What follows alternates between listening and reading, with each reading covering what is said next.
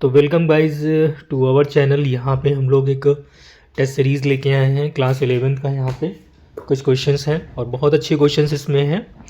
आप लोगों ने पता ही होगा कि इस समय जो टेस्ट सीरीज़ चल रही हैं ऑल करके, ठीक है, ऑल मतलब वही समझ आइए, ठीक है। तो उससे यहाँ पे हम क्वेश्चन लेके आए हैं।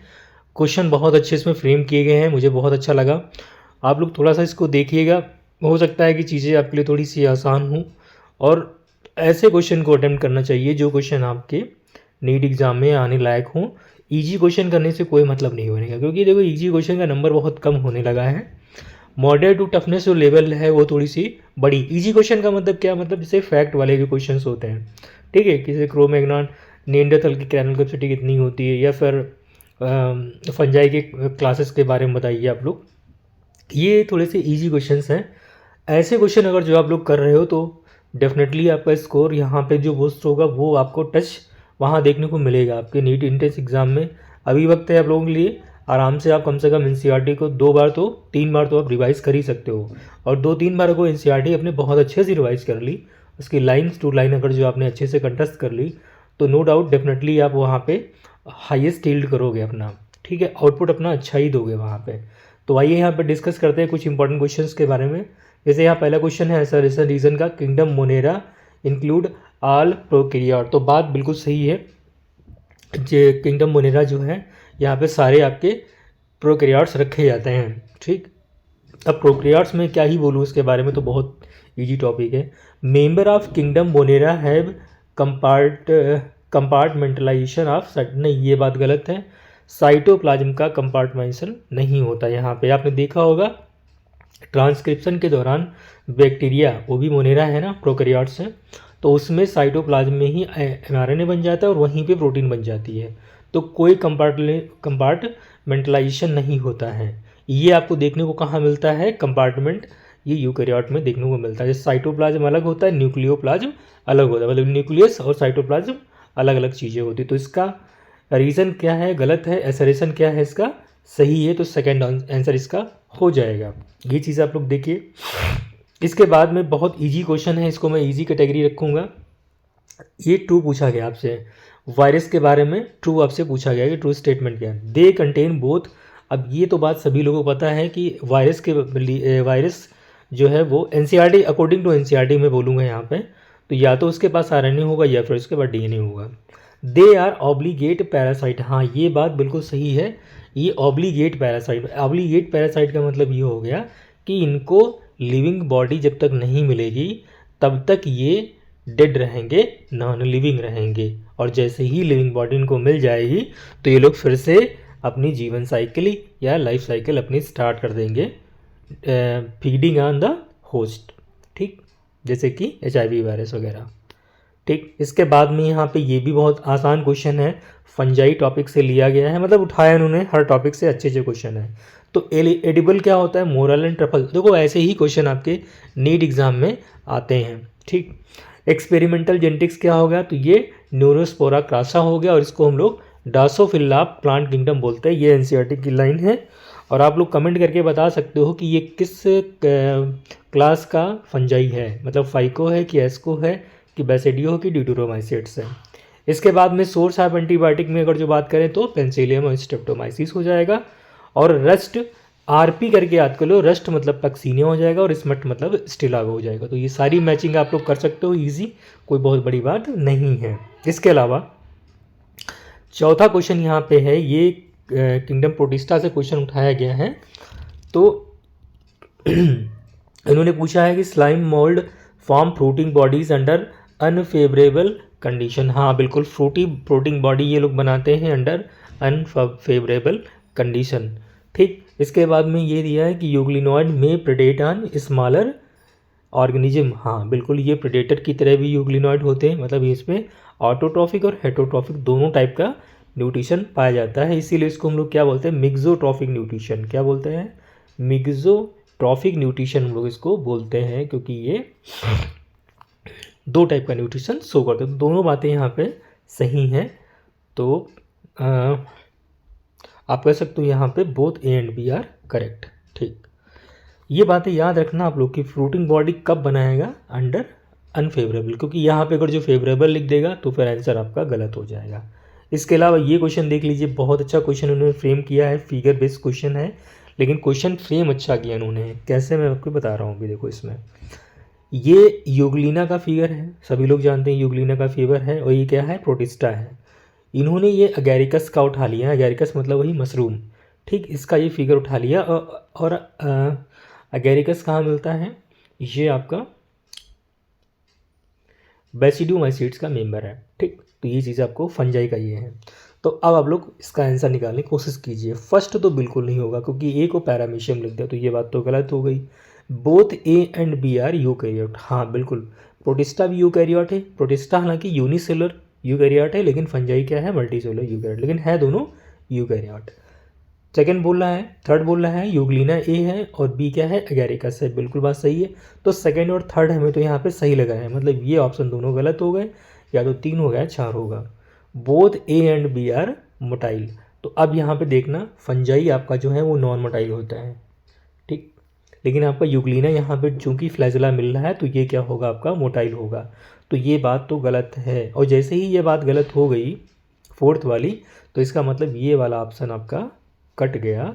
तो यहाँ पे सीधा सा आंसर आपको थर्ड वाला मिल गया। अब ऐसे का अगर जो एलिमिनेशन टेक्निक से आप क्वेश्चन सॉल्व कर रहे हो, तो बहुत जल्दी क्वेश्चन आपके हो भी जा रहे हैं। इसके अलावा ये क्वेश्चन देखते हैं, यहाँ पे बहुत अच्छा क्वेश्चन उन्होंने फ्रेम किया है, ठीक।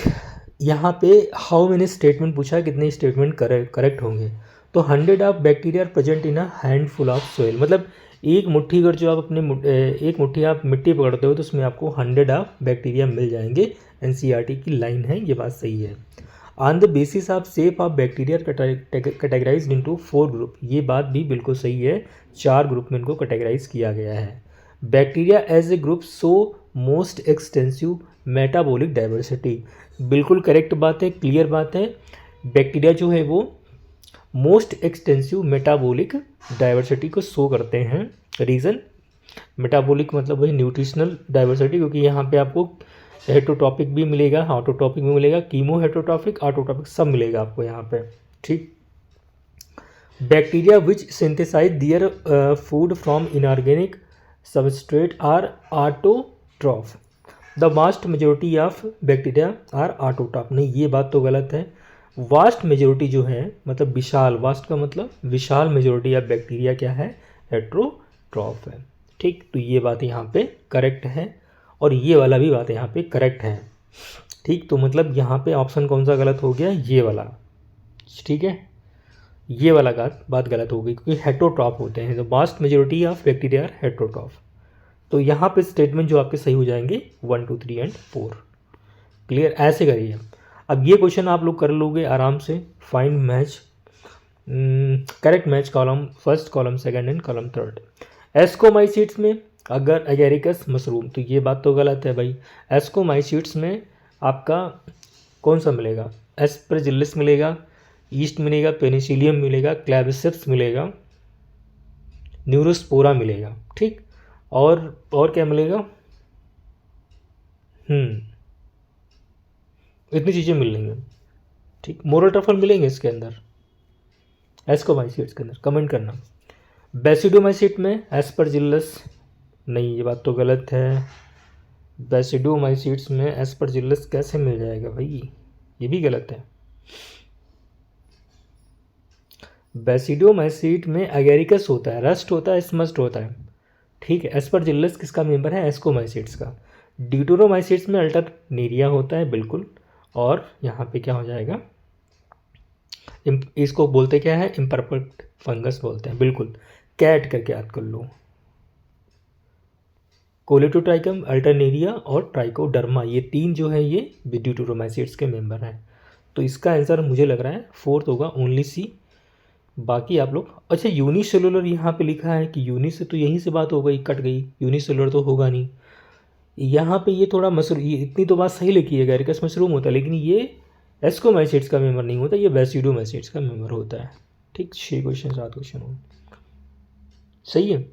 चलिए आगे देखते हैं। Which is the following is the most obvious and technical complicated feature of all living.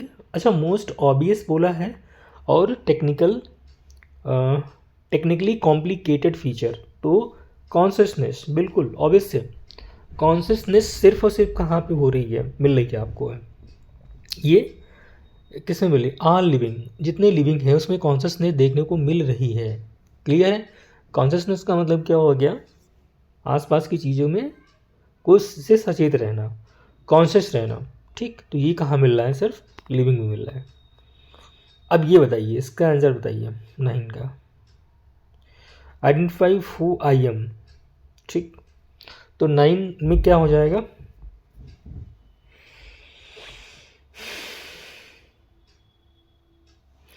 ये क्वेश्चन पूछ रहा है कौन आइडेंटिफाई हु आई एम आई। ठीक, मुझ में ग्रोथ भी हो रही है, मुझ में मेटाबॉलिज्म भी हो रहा है, मुझ में कॉन्शियसनेस भी हो रहा है, may be any living entity, ये ऑप्शन पढ़िए जरा, but can not reproduce, cellular organisation में मिल रहा है।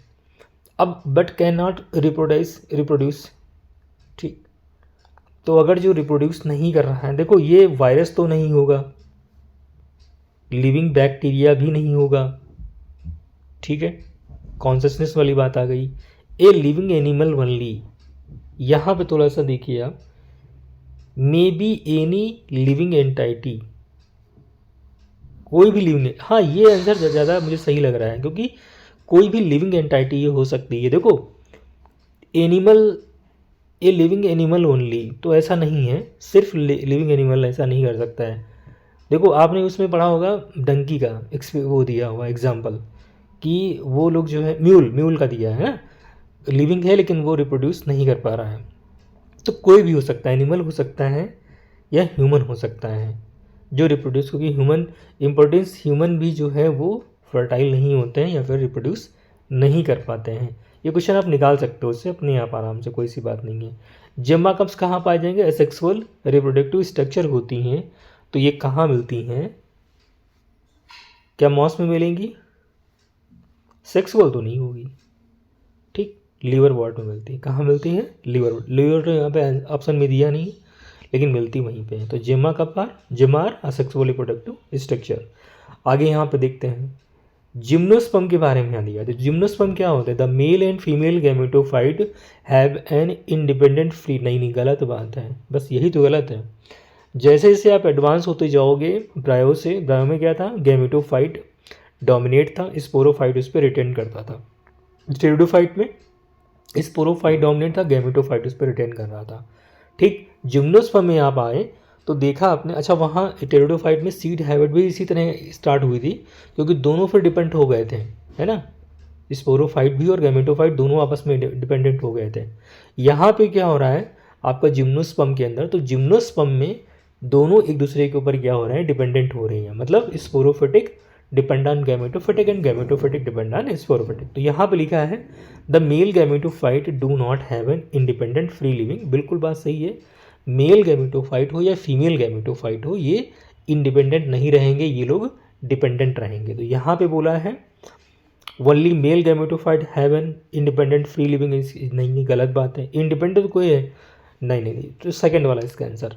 आप एंजियोस्पर्म में जाएंगे तो यही चीज़ होगी भाई, उसको क्या करना है, एक दूसरे पे दोनों वो डिपेंडेंट है, मतलब gametophyte depend on the sporophyte. तो ये आपको जिम्नो में मिलेगा देखने को, और एंजियो में। और बहुत अच्छा क्वेश्चन ये फ्रेम के उन्होंने है, ऐसे क्वेश्चन आपको इस बार देखने को मिल सकते हैं नीट एग्जाम में, तो ऐसे क्वेश्चन को एक बार आपको देख के जाना जरूर चाहिए। क्वेश्चन नंबर 12 यहाँ पे मैच करना, यूनिसेलुलर एल्गा क्या होता है, यूनिसेलुलर एल्गा आपका वॉलवॉक्स हो गया, है ना, कोलोनियल फॉर्म मोटाइल,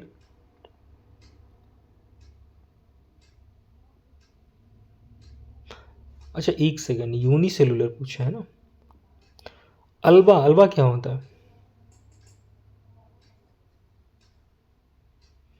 मैं जो इजी है पहले उसको देख लेते हैं। मैस्यू प्लांट बॉडी कौन बनाता है, केल्स बनाता है, मतलब ई का 5 मिल रहा है, ठीक, ई का 5 कहाँ पे है, 3 ऑप्शन में है।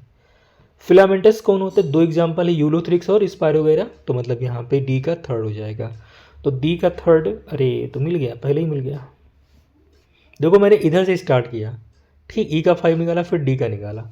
फिलामेंटस में मुझे पता है यूलोथ्रिक्स स्पायरोगेरा होते हैं। इसके बाद मल्टी सेलुलर थैलॉइड, तो मल्टी सेलुलर थैलॉइड क्या हो जाएगा हमारा, सी का फर्स्ट अल्वा, ये थोड़ा देख लेना, मल्टी सेलुलर थायराइड, ये मुझे नाम थोड़ा सा नया लग रहा है अल्वा, ये ऐड किया गया वो एक अलग बात है, मुझे नहीं पता, बट ये थोड़ा मुझे नाम अलग लग रहा है, मल्टी सेलुलर अल्वा। इसको आप लोग याद कहीं ना कहीं दिया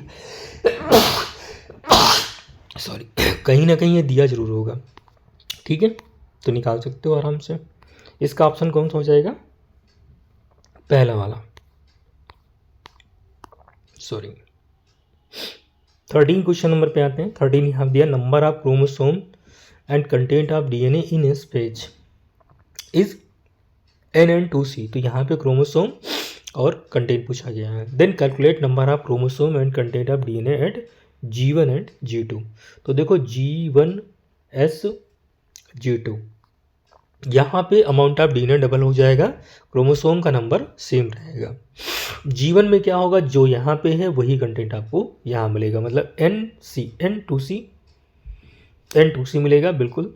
और क्या हो जाएगा, G1 and content of DNA, number of chromosome and content of DNA in G1 and G2, तो यहाँ देखो रेप्लिकेशन होता है डीएनए का, तो डीएनए का रेप्लिकेशन हो जाएगा, तो क्या हो जाएगा यहाँ पे बताओ। अच्छा, ये रेप्लिकेटेड है, एस पेज में रेप्लिकेशन हो चुका है, क्लियर है। तो जब एस पेज में रेप्लिकेशन हो चुका है तो यहाँ जो 2C है ये क्या होगा, यहाँ पे N,C हो जाएगा, क्या हो जाएगा, N,C। लेकिन यहाँ पर रेप्लिकेशन हुआ तो ये N,2C, नंबर ऑफ क्रोमोसोम पे कोई फर्क नहीं पड़ता है। अब यहाँ भी क्या हो जाएगा, N,2C हो जाएगा, क्लियर। फर्स्ट इसका ऑप्शन हो जाएगा, समझ में आ गया। इस पेज में चूंकि देखो ये जो क्वेश्चन दिया गया है बड़ा अच्छा क्वेश्चन फ्रेम किया है, इस पेज में हमारा डीएनए रेप्लिकेट कर चुका है, मतलब ये जो पोर्शन दिया है ये रेप्लिकेटेड डीएनए है, जबकि जीवन में क्या होगा, ये सी ही रहा होगा, है ना। नंबर ऑफ क्रोमोसोम पे कोई फर्क नहीं पड़ता है। आगे यहाँ पे देखते हैं, असरेशन दिया है 14 में, crossing over result into genetic variability into, हाँ बिल्कुल बात सही है, क्रॉसिंग ओवर से क्या होती है, जेनेटिक वेरिएबिलिटी होती है। Crossing over is the exchange of genetic material between two homologue, हाँ दोनों बात सही है यहाँ पे। अगर जो यहाँ पे नॉन सिस्टर क्रोमैटिड भी लिख देते तब भी बात और अच्छी बन जाती, फिलहाल यहाँ पे जो ने लिखा बहुत अच्छा लिखा है, तो क्रॉसिंग ओवर, तो ये एसरेशन भी सही है एंड रीज़न भी, और दोनों एक्सप्लेन कर रहे हैं। रीज़न क्योंकि दो यहाँ पे होमोलोगस क्रोमोसोम होते हैं जिनके बीच में ऐसा देखने को मिलता है क्रॉसिंग ओवर, और दोनों जो यहाँ पे होते हैं ये इनकी नॉन सिस्टर क्रोमैटिड, मतलब जैसे कि ये ए है, ये ए है, ये ए है, ये ए, सॉरी उल्टा बन गया, जैसे ये ए आम तो ये भी क्या होगी, ए आम होगी, ये बी आम है तो ये भी क्या होगी, बी होगी। यहाँ पे अगर जो हम बात करें ये वाली, तो ये ए आम है, ये ए आम है, ये बी है तो ये बी आम है, तो मतलब कहीं ना कहीं इनके बीच में आपको क्रॉसिंग ओवर देखने को मिलेगा।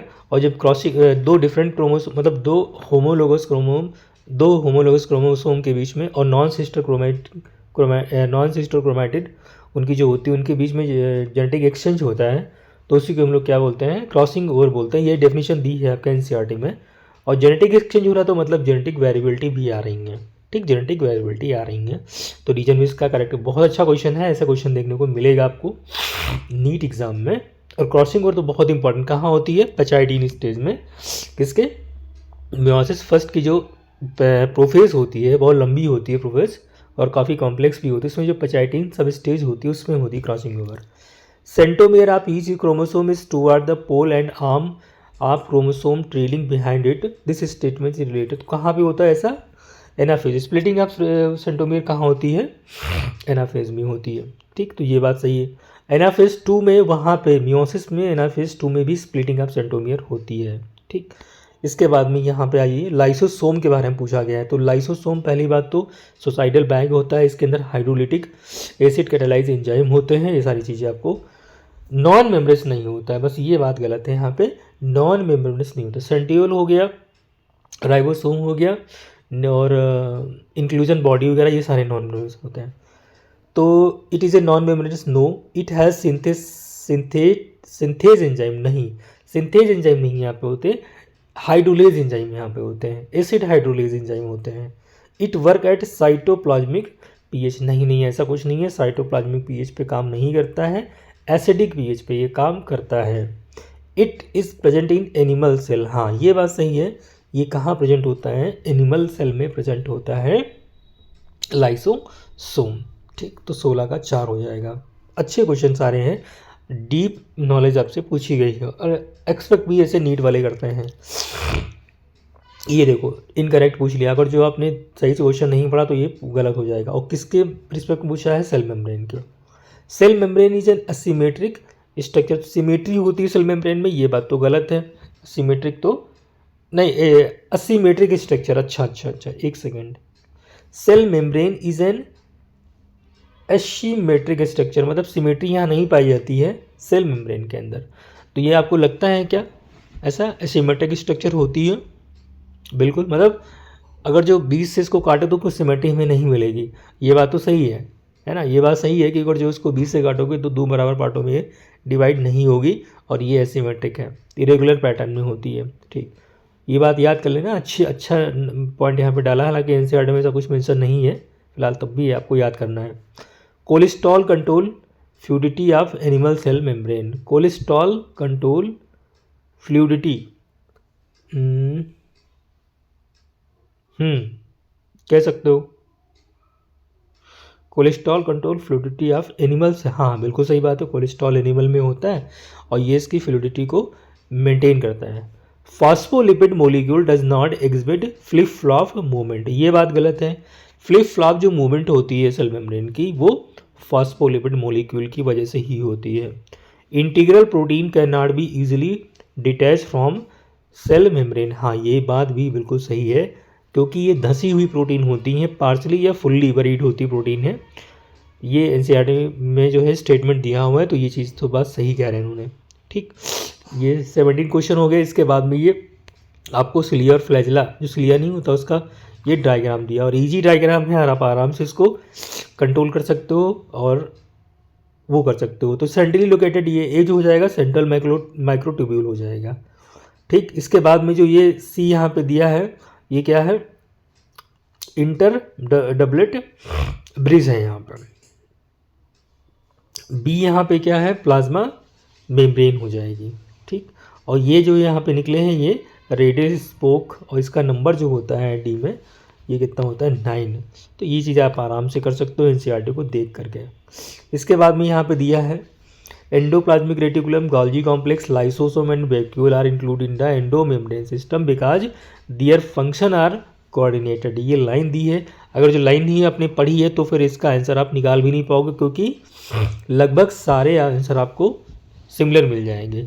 दियर फंक्शन आर सेम, तो आपको लग सकता है कि भाई ये एंडो मेम्ब्रेन में इसीलिए रखे गए क्योंकि इनके फंक्शन भी सेम, लेकिन आपको रखना एनसीईआरटी वाला ही पॉइंट है, दियर फंक्शन आर कोऑर्डिनेटेड। ठीक, क्वेश्चन नंबर 20 पे आते हैं।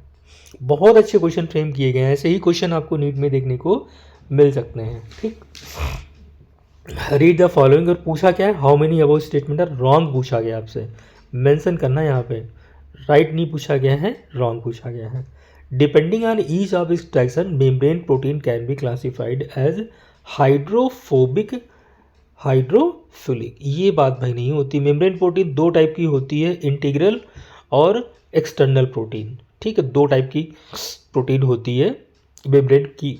ठीक, तो ये बात तो गलत है, तो ये पहला ही वाले गलत इसमें निकल गया।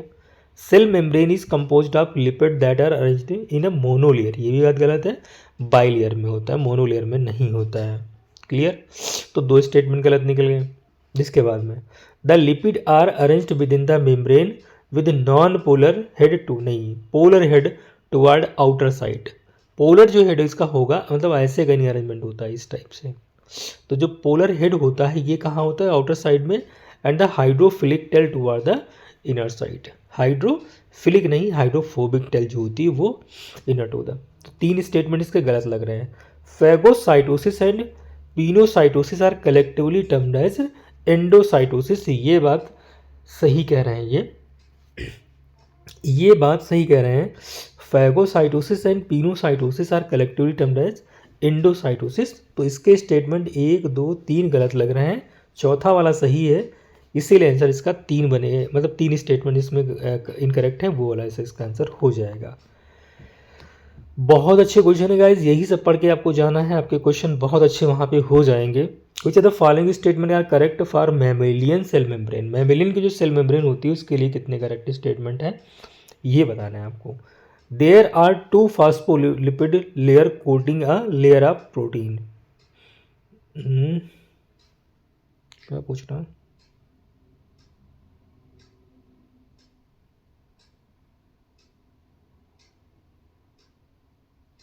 दे कंटेन कोलेस्ट्रॉल टू प्रोवाइड, हाँ ये बात सही है। कोलेस्ट्रॉल जो इसके अंदर होता है वो स्टेबिलिटी को प्रोवाइड करता है, किसके अंदर? सेल मेम्ब्रेन के अंदर, ठीक। Carbohydrate is the main product component of plasma membrane, नहीं नहीं नहीं, कार्बोहाइड्रेट इसका प्लाज्मा नहीं। देखो प्रोटीन कितनी होती है? 52%। ये प्रोटीन का है। लिपिड कितना होता है? 40%, है ना। तो इसमें मेन क्या हो गया? प्रोटीन ही तो हो गया। मेन मतलब जो सेल मेम्ब्रेन बनी होती है किसकी बनी होती है? प्रोटीन की बनी होती है। तो इसमें ओनली बी वाला लग रहा है मुझे यहाँ पे, क्योंकि ए वाला भी गलत इसमें है स्टेटमेंट, ठीक। तो ऐसे बाकी ये यहाँ तक हम लोगों ने बहुत अच्छे क्वेश्चन किए हैं। इसके बाद में जो है क्वेश्चन यहाँ पे 22 है, वीडियो थोड़ा लंबी हो जाएगा। यहाँ पे ये मार्फोलॉजी वाला कुछ स्टार्ट हो गया पोर्शन है मार्फोलॉजी में। ये अच्छा, ये फिगर भी आप लोग देखते रहिए, ये वाली फिगर बहुत इंपॉर्टेंट है, इस बार नीट में आने के पूरे पूरे चांसेस हैं, ठीक है। ये देखिए मतलब वही फ्लोरल, ये एनाटॉमी वाला पोर्शन स्टार्ट कर दिया इन्होंने, तो एनाटॉमी भी है। और ये फिर बायोमोलिक्यूल, ये देखिए क्वेश्चन बायोमोलिक्यूल्स है, ठीक। आसान क्वेश्चन है ये, देखो प्लांट फिजियोलॉजी भी यहाँ इसमें डाली गई है, अच्छे जो क्वेश्चन, क्रेब साइकिल का फिगर यहाँ पे डाला गया है, ठीक। सॉरी क्रेब नहीं है ये, फोटोसिंथेसिस में जो केल्विन साइकिल होती है उसका फिगर है यहाँ पे।